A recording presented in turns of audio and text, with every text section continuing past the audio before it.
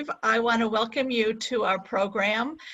So my name is Lisa Honka, and I have a company called Your Key to Senior Living Options. I help seniors find independent assisted memory care communities. And we have been so lacking a resource like yours in the area to help families. So I'm so grateful to spend this time with you today, Steve. And I'd love for you to introduce yourself, tell us a little bit about you and the Alzheimer's Association and how people can get involved. So I've got a bunch of questions for you. So start off by telling us about you and how you got involved. Thanks, Lisa. I appreciate it. We always say Alzheimer's is not one of those charities that you find, it finds you. And it found me when my wife, who I had built 5 companies with, all of a sudden was not doing the work at the level she had been before. And so I started to watch what she was doing. And at first I thought it was just overload. And then I realized it was something else. And long story short, the people at Mayo Clinic did some studies and quickly came back and said, we've got early stages of Alzheimer's. And so Gina and I kind of looked at each other. At first, I tried to figure out how to replace her in the business. And then I realized that wasn't the problem. The problem was, what were we going to do with the time we had left? So we sold the company, moved to the villages and retired. And that's really where I started to get involved. I mean, Gina was early on in her diagnosis afraid to tell anyone. She thought that people would think she was stupid. And then one morning she said, you know, there's an Alzheimer's walk in town today, and I'd like to go to it. And at the beginning of the walk, she took out her camera, her phone, and she took a picture of herself next to one of the signs and put it online. And I went, okay, so it's not a secret anymore. And life changed. That must have been sort of a epiphany, right? Like, it's okay to talk about it. I had in-laws who had Alzheimer's. Both of my parents, my husband's parents, had Alzheimer's disease. And it was something we just didn't talk about, right? It started in the 80s. I saw them in the 90s, and they passed away in 2000. And it was just something nobody quite had a handle on, couldn't talk about it, didn't know what to do about it. Where are we going to find resources? How are we going to do any studies, right? It was just not even talked about. You know, that's still a problem. Because I'm on the Alzheimer's Association board for the Central and North Florida chapter, I get a lot of publicity and people know who I am. And so I get phone calls from couples where one is the caregiver and saying, you know, we need to talk to you. And invariably, when I sit down with them, the person who has the disease is in the middle to later stages, and neither one of them ever discussed it. Right. Never. In all of they've noted for years that something was wrong. They never talked about it. And Gina and I talk about it all the time. If I lose my car keys, she looks at me and says, "Hey, I'm the one with Alzheimer's. What's wrong with you?" So, you know, it's part of who we are, and I think that's. People who have watched Gina and I interact have said that's such a gift we have with each other, because we could plan. You know, I took over the finances for the house. Well, as a lot of guys know, most of us have no idea where the checkbook's kept. So you have to take over that kind of stuff while you've got a coach who can still help you. Right. Before it's, oops, I don't know any of the passwords to anything. So yeah, it is still a disease for which there's a lot of misconceptions. It's still a disease that gets mired in self-doubt. Do I really have it? Don't I have it? And then the fear that where I'm going is not where I want to go, and I don't even want to talk about it. So this is a big issue, and it's a part of what we're doing, and that's why I'm glad to be talking to you today. Yeah, I'm grateful. I actually got a call yesterday from a family who's a neighbor of someone who has memory loss, and he's driving and can't find his way to the pool. And his wife is blind. And I said, you know, we need to get a plan, right? Yeah. Because he's driving a car God forbid he kills somebody, but if you can't find the pool, you kind of got a problem, right? And so it's just honest conversations because, again, this person just doesn't want to acknowledge where they're at, and maybe they need to scale back on some things, ask for a little bit of help, right? Plan before crisis. Because maybe that wife who's blind might need a little help down the road, and A he might little. not be the one that gives it to him, right? Yeah, and I think what people need to understand is that, I used to do a fair amount of work with people with different kinds of disabilities, and again as a board member, and I started to realize that everybody has handicaps. I mean, I'm dyslexic, so I don't read like everybody else reads. You've got a cabinet behind you. I don't know how tall you are, but my guess is if you were to turn around right now, you can't get something down from the top shelf. So you have a handicap. So the fact that nobody can reach the top shelf doesn't mean we don't put it in top shelves. The fact that this person can't drive doesn't mean they can't get around. Right. It means we need to adapt. And so if there were no cars, we would still go to the pool. We'd get to the pool differently. Right. And so I think we need to recognize that it's not the end of life that we're seeing. It's a transition to a different way of living. And maybe it means living someplace else. Maybe it means finding other resources. But whatever it is, it takes reaching out to someone like yourself and saying, what's around here for me? What kind of resources? Should I live someplace else that would be more convenient? Or is there somebody that could come over and help me during the week? If there's so much available that people don't reach out for because they're afraid they're going to lose. And in fact, by not reaching out, they're losing. They're losing their freedom. They're losing their ability to go places. They're losing their power because they don't reach out.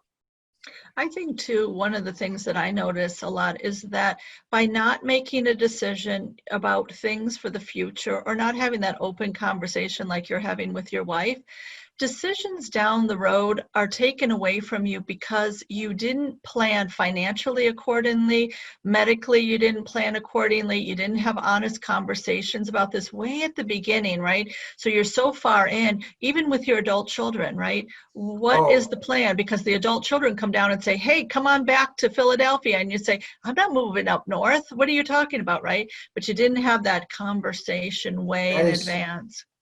That conversation is so important. We have friends who moved dad in with them. Dad lasted about 2 weeks and said, I'm really not happy here. I'd rather be, back there. The unfortunately common story is one parent passes. The kids all fly in from around the world to the funeral, and they look at the parent that's left and go, oh my God. The one that died was covering for the one with Alzheimer's. And we can't leave the one left behind. We can't leave. We can't go home. We can't take them home because this is a major problem. And spouses, especially of our parents' generation, did that. They hid it. They didn't talk.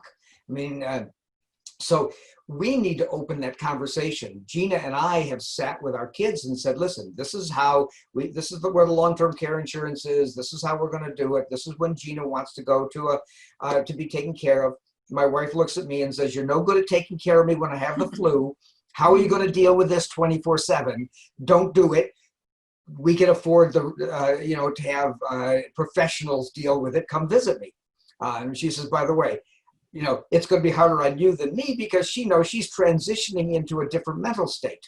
I like to call it a parallel universe where she's going to be just fine. And she knows she's going to be just fine.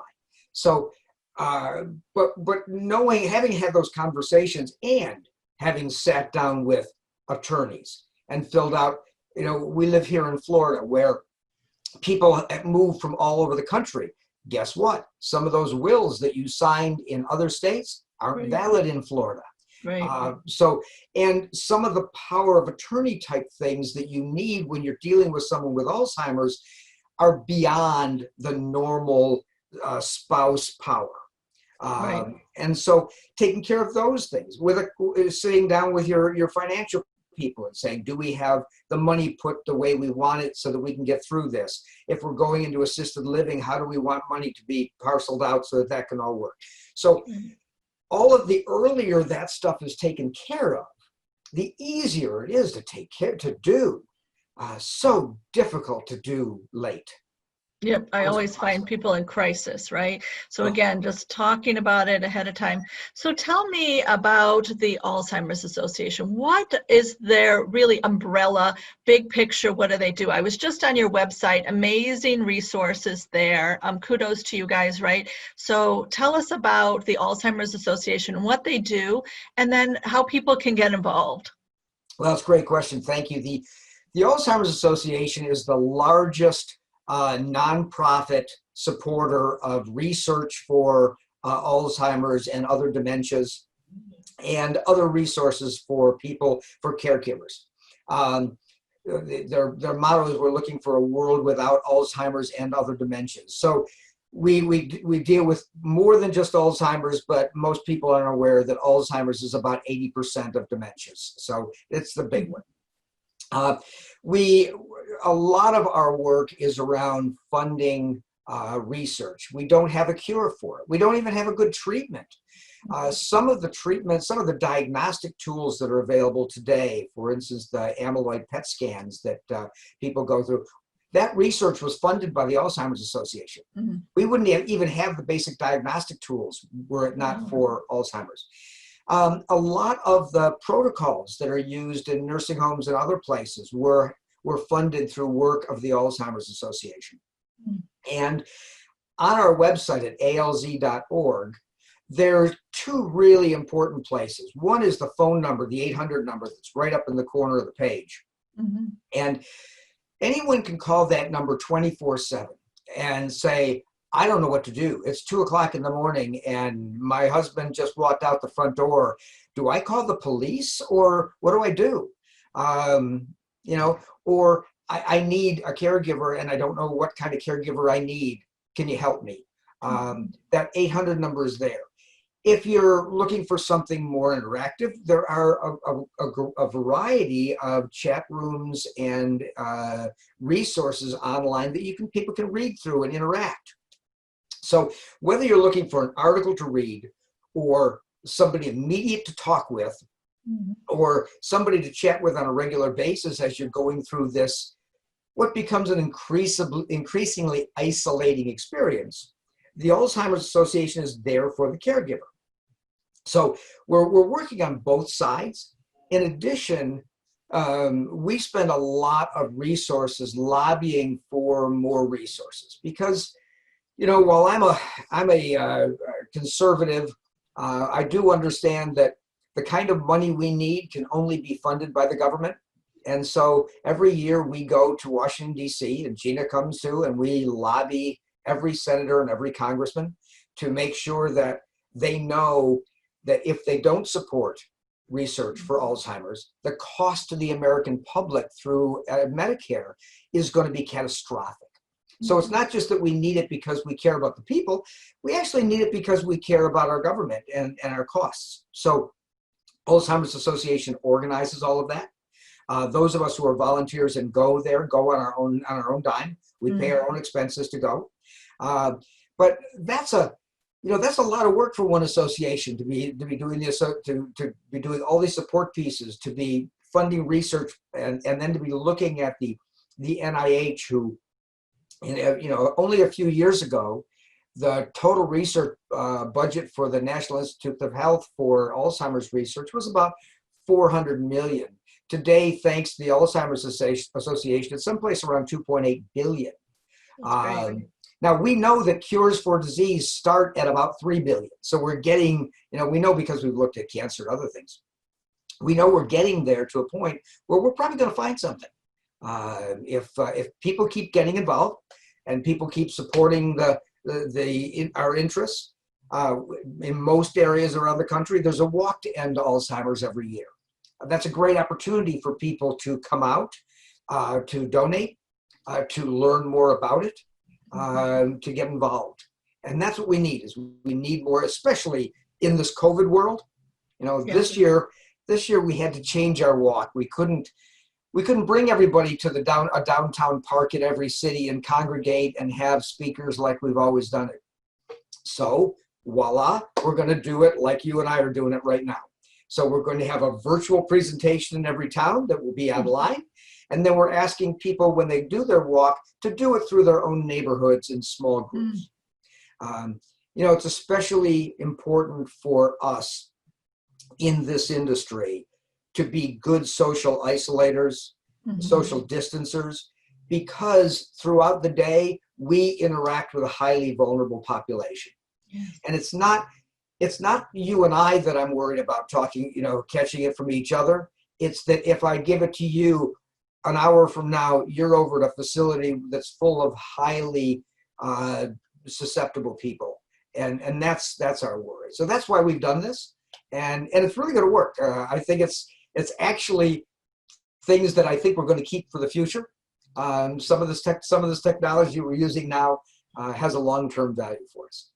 That's great. And I have down that, when is your walk this year? October 10th. October 10th. And how can people get involved if they want to participate in that? Again, they can go to alz.org and look for walk. That's the easiest. I just give them one place to go for everything.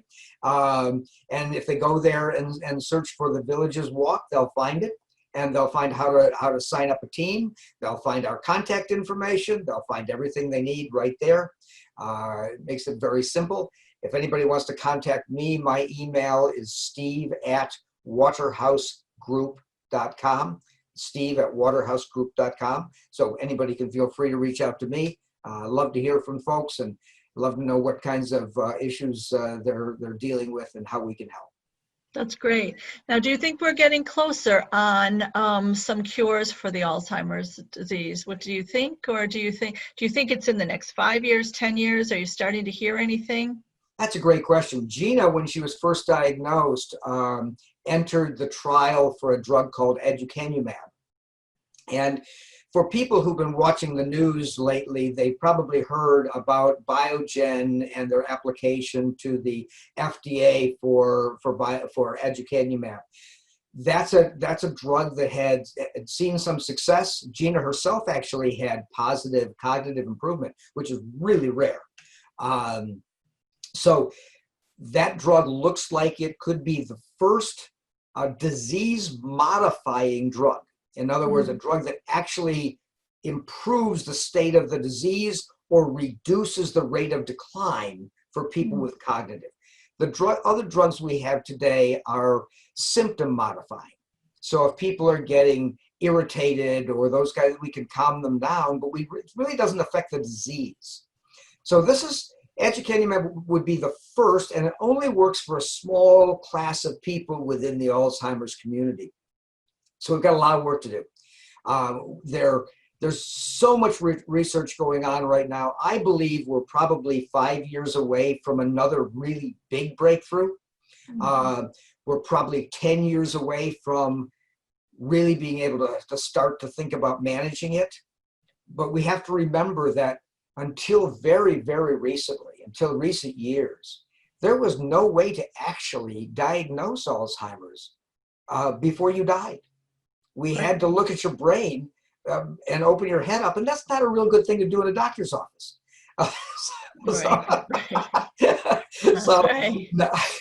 Now we actually have some better diagnostic tools, and that's allowed us to do these drug tests because you have to know who's got it and who doesn't have it to do a blind study.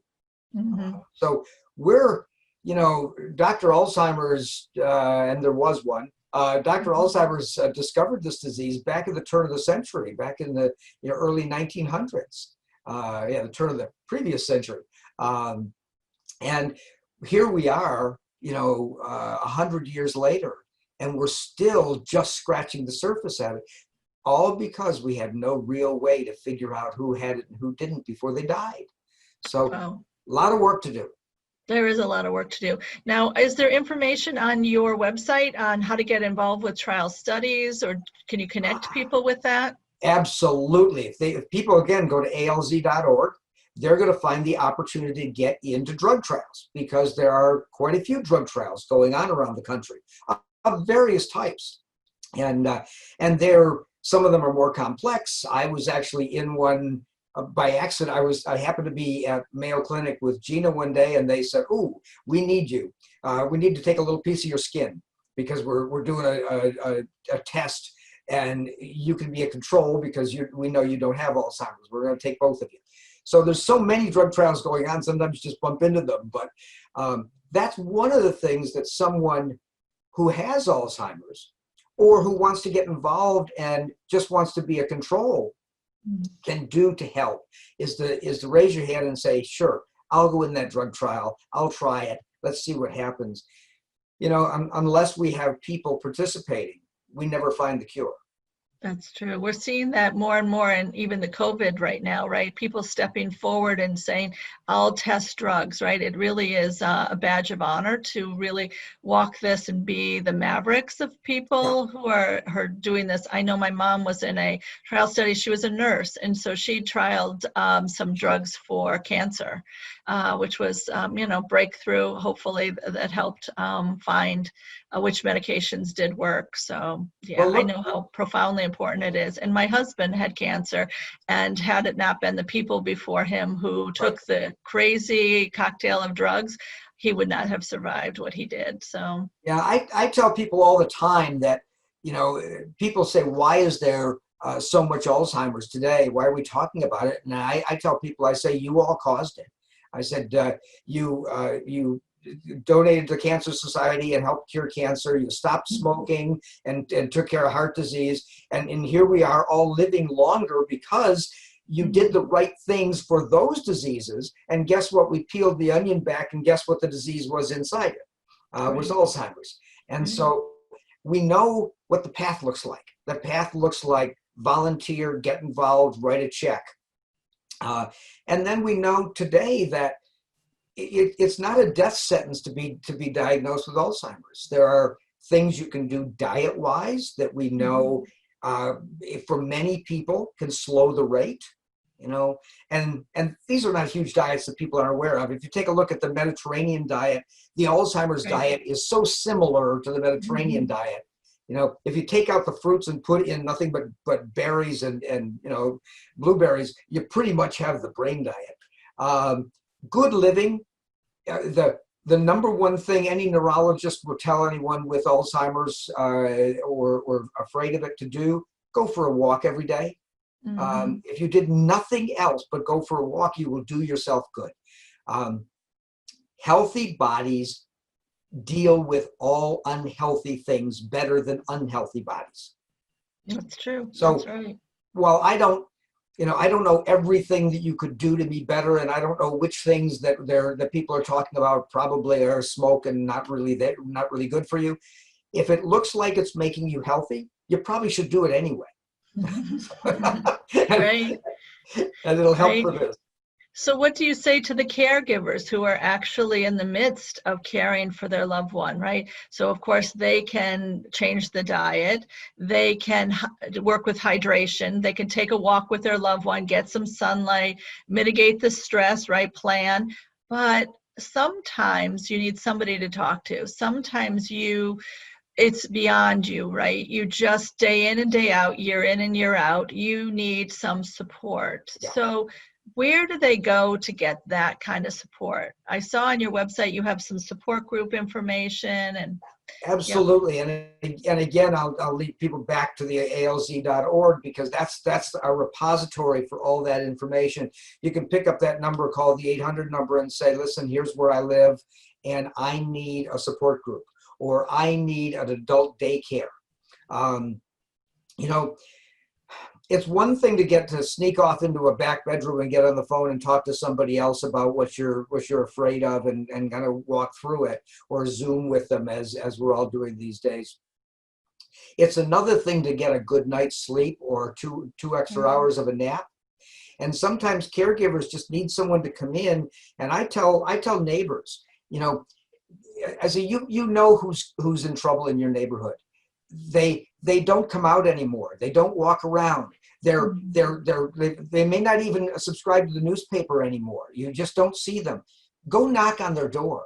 You know, the one thing you could do for them is to sit with the person that has the disease for an hour and just let the other person, and by the way, when you do that, tell the caregiver to go, leave, Right. go walk. I got this.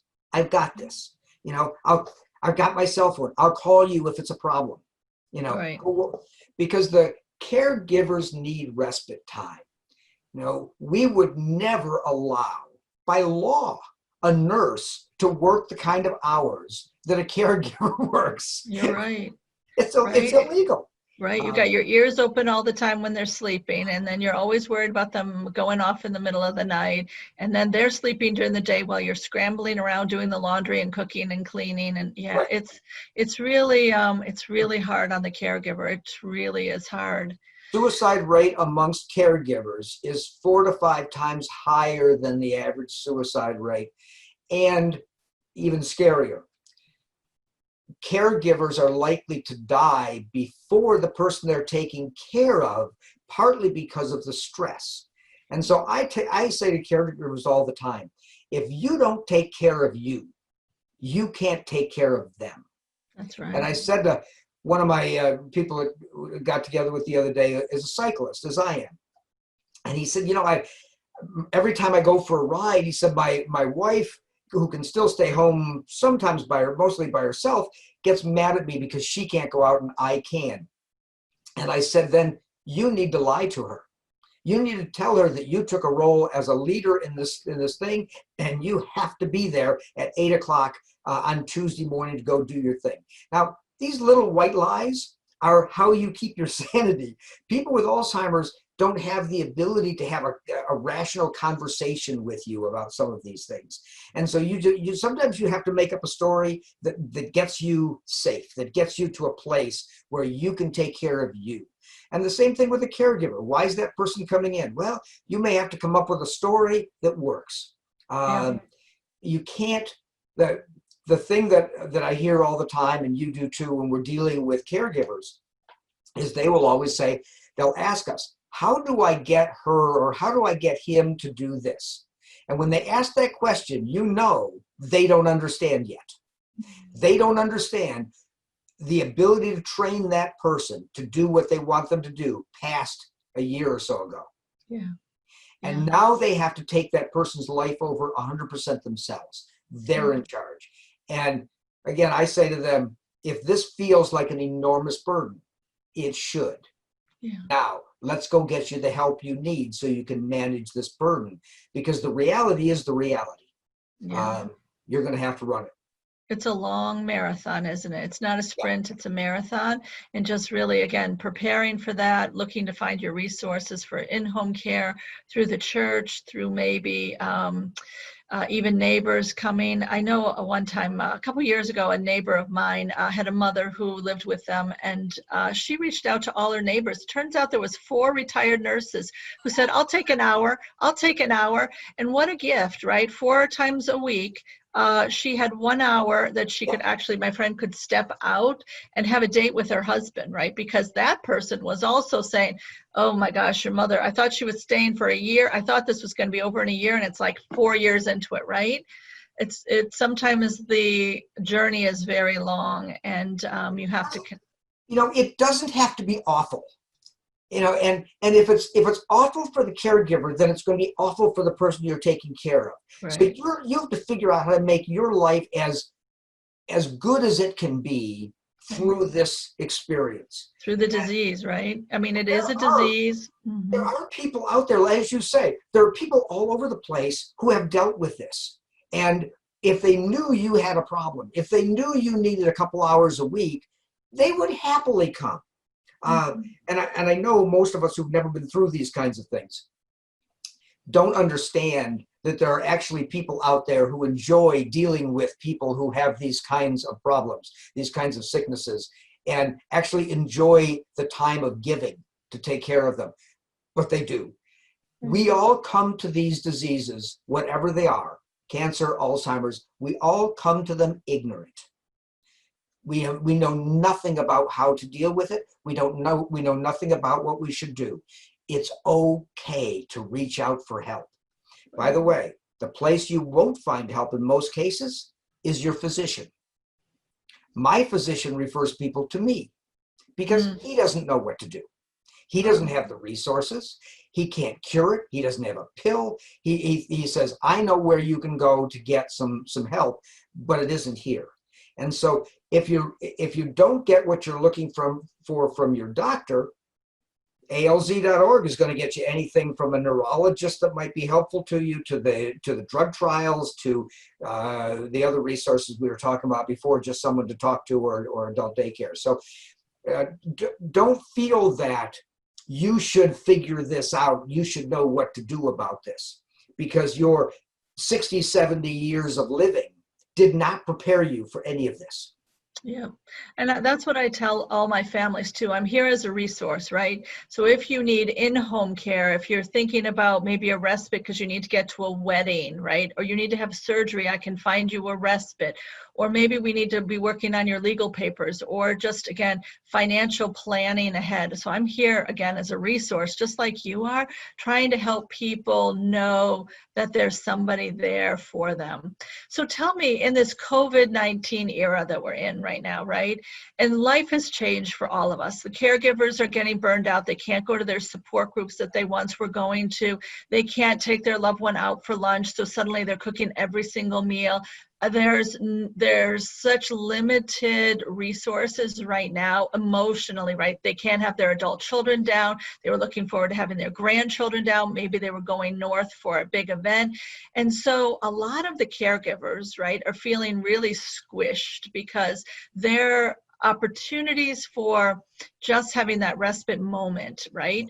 Or to connect with a friend is limited, or to have a few hours where their loved one goes someplace for 2 hours and has a respite.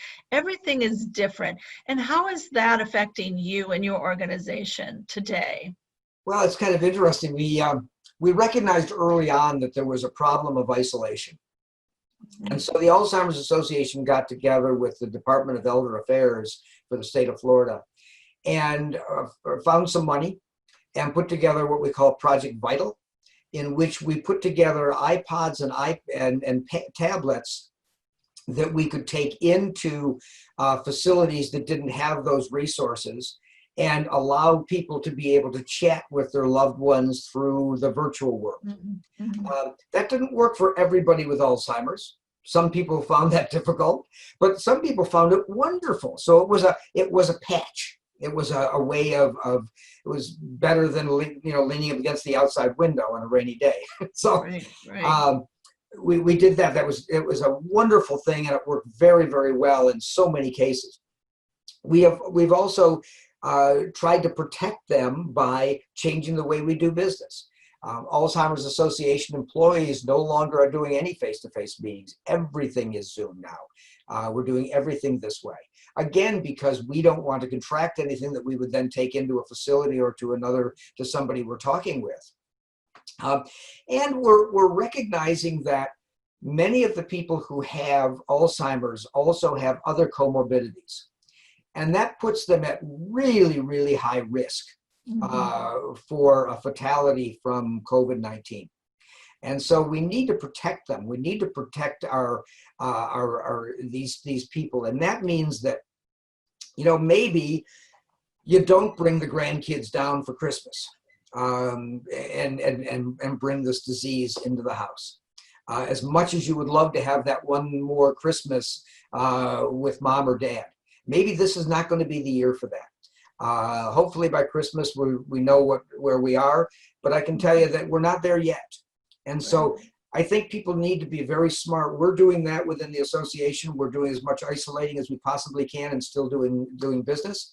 But I think the public needs to understand the same thing that we're all doing, which is let's keep people as safe as we possibly can until we get at least some therapeutics to deal with COVID-19, if not a shot to end it. Right. So if we know someone in our neighborhood who need some help, and we want to approach them and just say, I know a resource, just giving you some information, right? Don't want to pry, but I've noticed there's been a change, or you seem different, or maybe you need some questions answered. Where do they go? Where should they go on the website? What should they be looking for? Well, I think what they're watching right now are two resources. They certainly have you and your website, because you are one of the types of people that we refer to. So, you're on our list to send people to. So that's, but if they go to alz.org and they just dial that 800 number and say, here's what I need, or here's what I think I need, or I don't know what I need, but here's my problem. Right. I've got 3 siblings. We're located all over the country, but we're not located near mom or dad. I'm suspecting that, mom's got Alzheimer's, dad's getting burned out, and we'd like to be able to help, but we don't know how. Can you help us help them even from a distance? Could you help us find a resource? That could make all the difference. If you went next door, knocked on the door, and that person said, I think I've got it handled, they're lying to you. They're lying to themselves. Maybe what you say is, would you mind if I gave the local association a call and see what resources they might have available, and I'll come back and talk to you about it? Then you make the call for them. If they're not ready to make the call yet, you make the call. And then go back to them and say, hey, I talked to these people. I talked to Lisa, or I talked to the people at alz.org, and they said, bing, bing, bing might be helpful. Yeah. Well, you've just done an enormous thing for someone who is under the weight of this disease as a caregiver. So, it doesn't take a lot to be a hero. But it takes taking that little action. If you do, you could change someone's life, not just the caregiver, but the person being cared for. Because remember, the person being cared for, their life will never be any better than the quality of the caregiver. That's right. Right. Well, thank you so much for your time. Is there anything else you'd like to share with us? You've been a wealth of knowledge. Thank you so much for your time today. We'd love to have you on again to kind of tell us more again about the walk as it gets closer and how people can get involved. But it's been a pleasure talking to you. Is there anything I forgot to ask you? I think we've covered so much. You know this business so well that you ask such great questions, and I appreciate that. I think if people just understand that taking action is what it counts, whether it's picking up the phone and calling you, or picking up the phone and calling the Alzheimer's Association, when they see someone who needs help, let's get them help.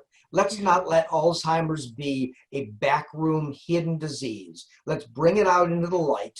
Let's get these people the help they need. And together, with that and a couple of checks being written to support the research, we'll get there together. Well, your wife is very lucky to have you. You've got a great positive outlook, and the Alzheimer's Association is lucky to have you. They're very lucky.